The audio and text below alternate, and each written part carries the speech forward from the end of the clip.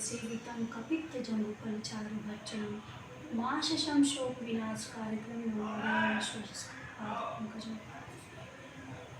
आज हम करवा चौथ व्रत हैं और यह व्रत का पूर्ण तभी होता है जब हम कथा का श्रवण करें।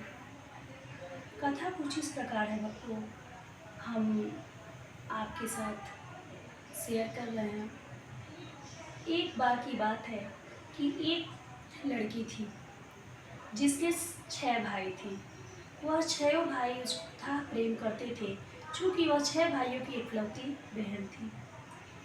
यही करवा चौथ का दिन आ गया और वह अपनी भाभियों को देख करके करवा चौथ का व्रत रखे।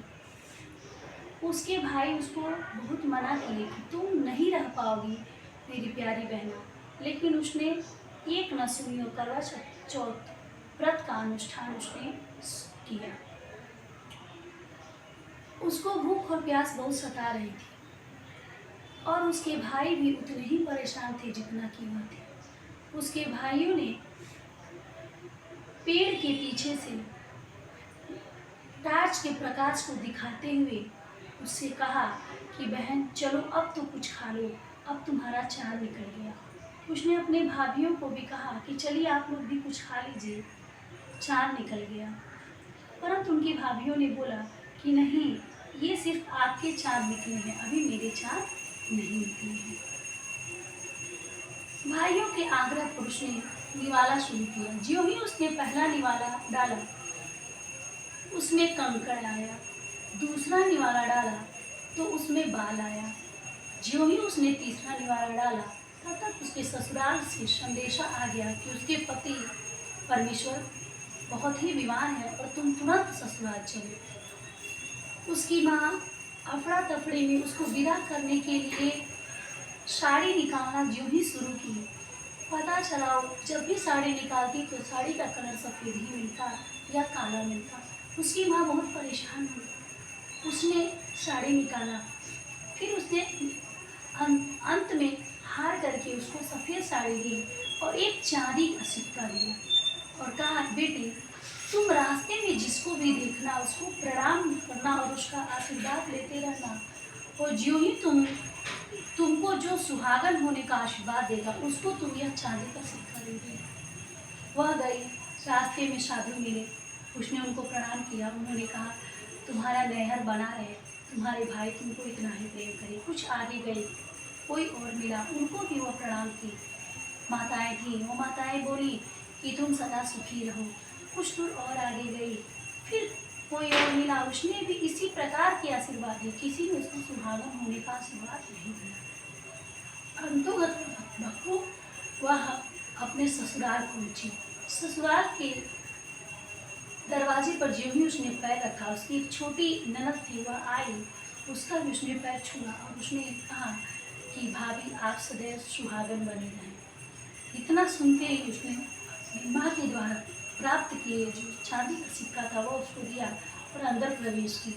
ज्यों ही वह अंदर प्रवेश की, वहाँ का दृश्य बड़ा विदारक था। उसके पति स्वर्ग सिधार चुके थे और विह्वल कोलाहल मचा हुआ था। सभी लोग वहाँ रो गा रहे थे, वह भी बहुत रोने लगी। उसको कुछ समझ में नहीं आ रहा था मैं क्या करूं। उसको यह लगने लगा कि मैंने माता का व्रत का जो अनुष्ठान किया था उसे सही तरीके से नहीं किया, उसका ही प्रतिफल मुझे मिला है। वह लाख लोगों के कहने पर भी अपने पति को अपने से अलग नहीं कर रही थी और वह श्मशान तक चली गई। फिर वह जलाने नहीं दे रही थी। लोगों ने कहा तुम्हारे पति तो मर गए, जिसको अंतिम मिट्टी भी नहीं तुम दे रही हो, यह तुम्हारे लिए बड़ा ही दुख की बात है, तुम बात समझो, छोड़ो इन्हें। नहीं छोड़ी और अंत में सब लोग हार पास करके वहीं उसके लिए कुटिया बना दिया। उसी कुटिया में वो अपने पति के साथ रहने लगी। वो अपने पति का प्रतिदिन सफाई करती, उनकी सेवा करती और प्रत्येक महीने का चौथ का व्रत करती। जो ही वह चौथ का व्रत करती तो उस चौथ माता उत्पन्न होती, कहती माता मेरे पति को, माता कहती मैं मुझसे बड़ी अगली चौथ है, तुम मुझसे मांग लेना। और फिर अगली चौथ जाती, वो भी करती, उससे भी यही आग्रह करती। सभी करते करते इस प्रकार से कि ये चौथ जब आया, इसके पहले वाली जब चौथ आई, ये जो कार्तिक के पहले की जो चौथ थी आपका क्वार मास की, उसमें भी उसने पकड़ा। तो माँ ने कहा इसके बाद सबसे बड़ी माता चौथ माता आएंगी, वह तुम्हारे पति को बचा सकती है, उनका तुम पैर पकड़ लेना। जो ही चौथ माँ को प्रकट हुई उनका पैर पकड़ लिया। माँ मेरी प्रतीक्षा को पूर्ण कीजिए, मैं बहुत दिनों से आपकी प्रतीक्षा में हूँ।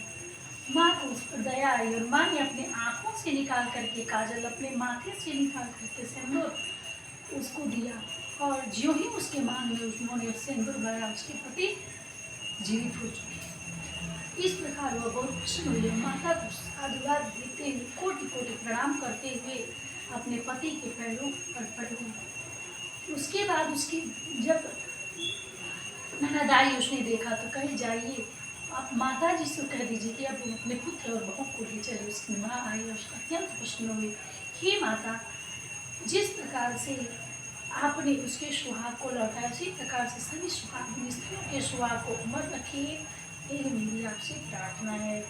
जय जय।